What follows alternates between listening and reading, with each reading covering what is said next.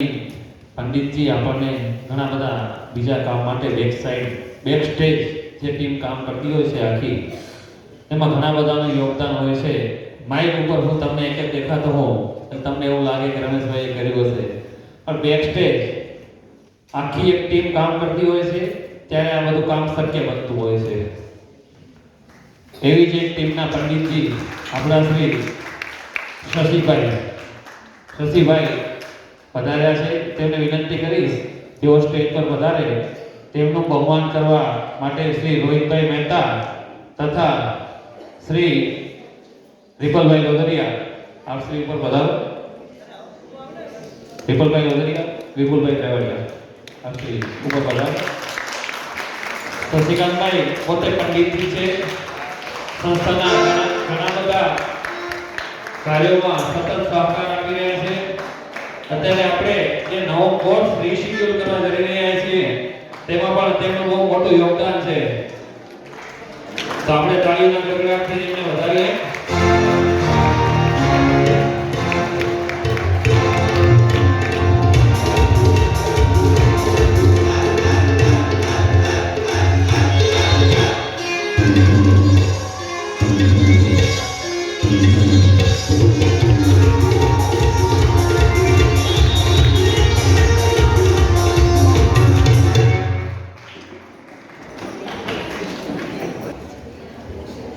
જ્ઞાનોત્સવ આપણે બધા અહીંયા ભેગા થયા છે એના માટે, જ્ઞાનના ઉત્સવ માટે. જ્ઞાનનો ઉત્સવ એટલે શું? ખરેખર ઉત્સવ ક્યારે ગણાશે? 3 દિવસ અહીં આવી બધાને સાંભળી ઘરે પાછા જતા રહેવું એ જ્ઞાનોત્સવ છે? તો શું અહીંથી લઈશું જવાનું? જ્ઞાનનો ઉત્સવ ખરેખર ત્યારે ગણાશે, કહેવાય છે જ્ઞાની શ્વાસોશ્વાસમાં કરે કર્મનો છેહ, પૂર્વ કોડી વર્ષા લગે અજ્ઞાની કરે તેહ. અત્યારે આપણે આપણા જીવનની અંદર જેમ જીવન જીવવા માટે શ્વાસોશ્વાસની જરૂરત છે, તેવી રીતે ધર્મને જો ટકાવી રાખવું હોય તો પાઠશાળાની જરૂરત છે. અને વ્યવહારિક જ્ઞાન ફક્ત આ ભવ પૂરતું કામ આવશે, પરંતુ આપણું ભણેલું એક નવકાર મંત્ર પણ ભવો ભવ કામ આવશે. નવકાર મંત્રનું એક પદ પણ આપણને મોક્ષ સુધી પહોંચાડી શકે છે. અત્યારે આપણા જીવનની અંદર આપણે જે વ્યવહારિક જ્ઞાનને પ્રધાનતા આપી છે અને ધાર્મિક જ્ઞાનને આપણે ગૌણ કર્યું છે. અને આ જ્ઞાનોત્સવ એટલા માટે જ છે કે આપણા જ્ઞાનને આપણે પ્રાધાન્યતા આપી છે.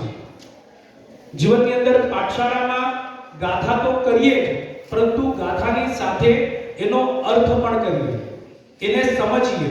આજકાલની જનરેશન એવી છે કે ફક્ત કહેવાથી નથી માનવાનું, અને માટે જ આપણે ભણીએ એવું ભણીએ કે જેને અર્થને સમજીએ. આપણી સંસ્થાને પણ અનેક જગ્યાએ અનેક રીતે ઉપયોગી થઈ રહ્યા છે. હું એક એવા વ્યક્તિત્વને અહીં બોલાવવા જઈ રહ્યો છું જેમણે બેક સ્ટેજ અમારી સાથે રહીને ખૂબ જ મહેનત કરી છે આ પ્રોગ્રામને સફળ, 3 દિવસના સેમિનારને સફળ બનાવવા માટે. એમની સાથે માત્ર 15 કે 20 દિવસ પહેલાની એક ઔપચારિક મુલાકાત, અને એ ઔપચારિક મુલાકાતને